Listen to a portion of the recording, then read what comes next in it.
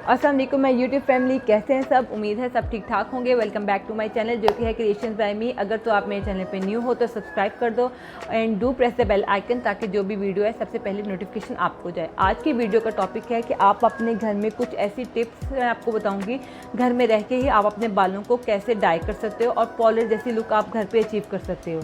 ठीक है, अब माइंड में रखो एक सबसे पहली बात कि आप चाहे अपनी ट्रीटमेंट अच्छे पॉलिश से करवा रहे हो चाहे बहुत लोकल पॉलिश से करवा रहे हो, बालों का हाल 2 महीने बाद सेम हो जाता है।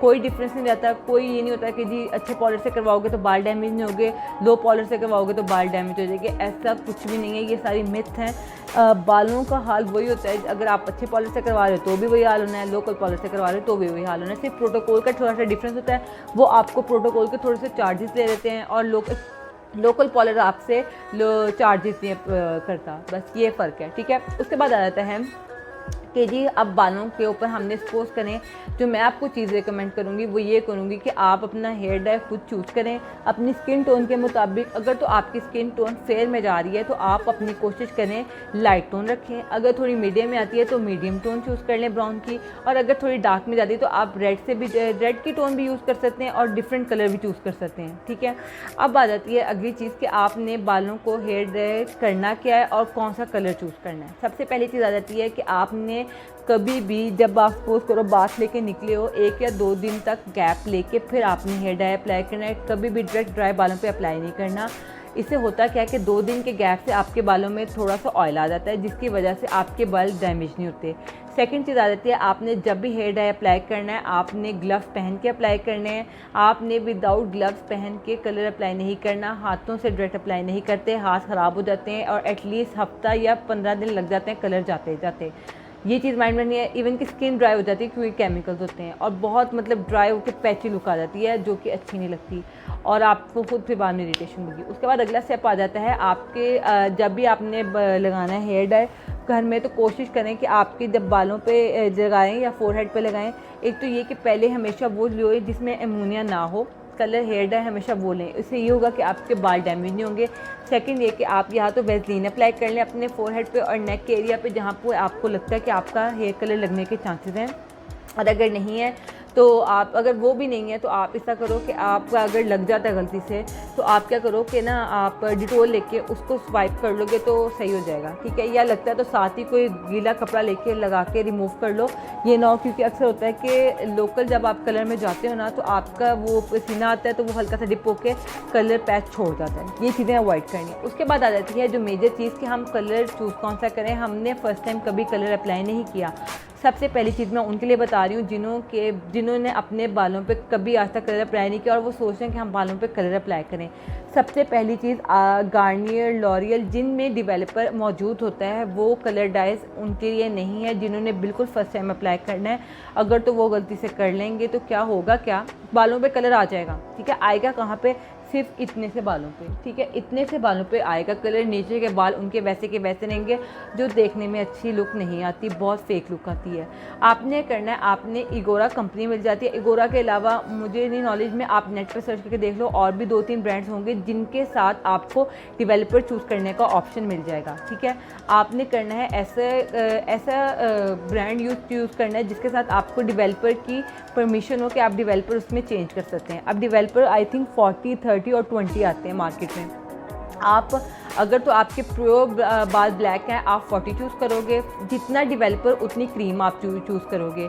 इसी तरह अगर आप ब्राउन मीडियम शेड है, मतलब आप एक दफ़ा बाल ड्राई कर चुके हो और या ब्राउन की शेड में आते हैं आप बाल, तो आप 30 डेवलपर यूज़ करोगे, और अगर आप ब्लॉन्ड ऑलरेडी हाईलाइट्स करवा चुके हो, ब्लॉन्ड में आपके बाल हैं तो आप 20 शेड यूज़ करोगे, लेकिन रेशो वही होगी 1 रेशो ऑफ कलर और 1 रेशो ऑफ डेवलपर। ठीक है, इसके बाद आ जाती है अगली चीज़ आ जाती है आपने करना कि अपने बालों के साथ आपने, अगर आपके बाल हो जाते हैं कि आपने एक दफ़ा डाई करवा लिया, आप कई मेरे जैसे हैं जिनके बाल एक दफ़ा डाई हो चुके होते हैं, और क्या होता है कि जब वो बाल लंबे होते हैं और वो कटिंग नहीं कराते तो क्या होता है उनके बाल यहाँ से ब्लैक आते हैं बेस से और नीचे से ब्राउन हो रहे होते हैं। तो उसका क्या हल है, उसके 2 तरीके हैं।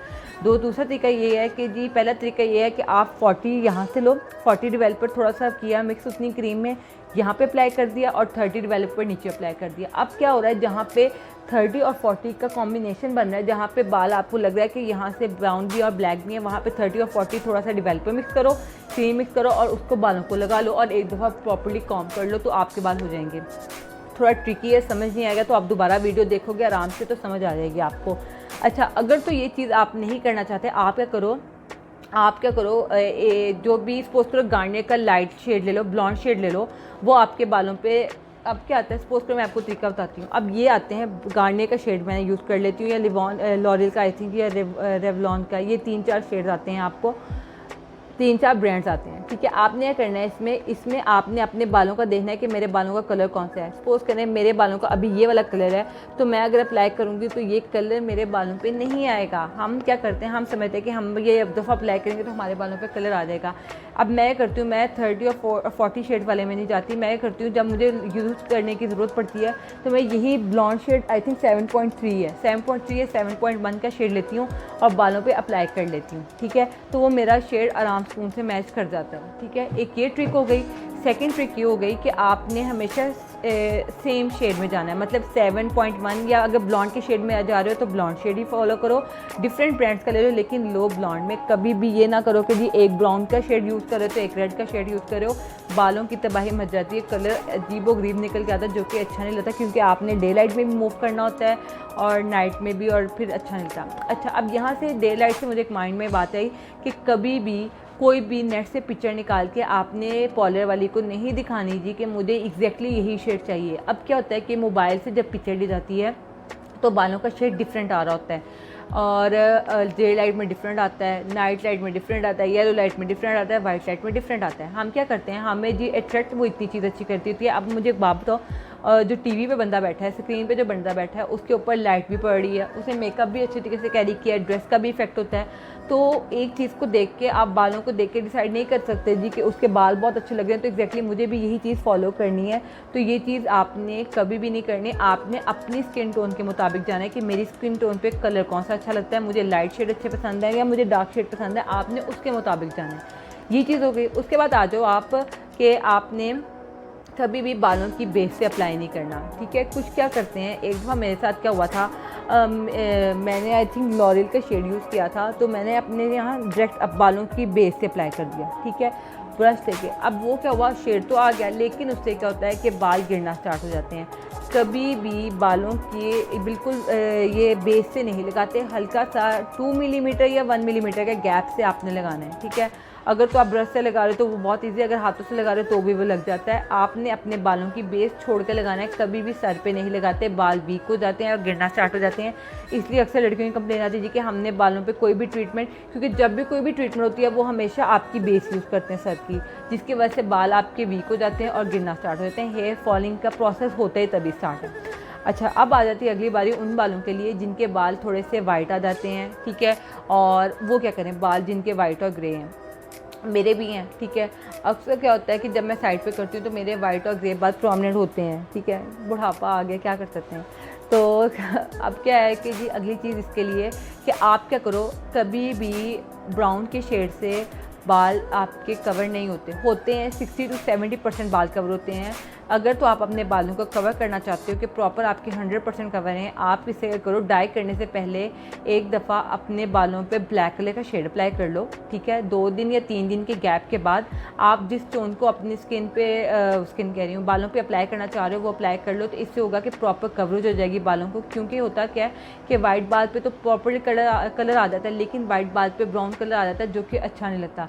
तो ब्लैक बाल जब आपके प्रॉपर एक दफ़ा हो जाएंगे तो आपने क्या करना है, आपने हेयर डाई करेंगे घर पे तो हो जाएगा इजीली। अब क्या करना है आपने, अब हमने सपोज करें घर में अप्लाई कर दिया, मैंने आपको बता दिया कि आपने बालों को कवर कैसे करना है, कौन सा शेड्स आप यूज़ कर सकते हैं, कौन सी कंपनी यूज़ कर सकते हैं।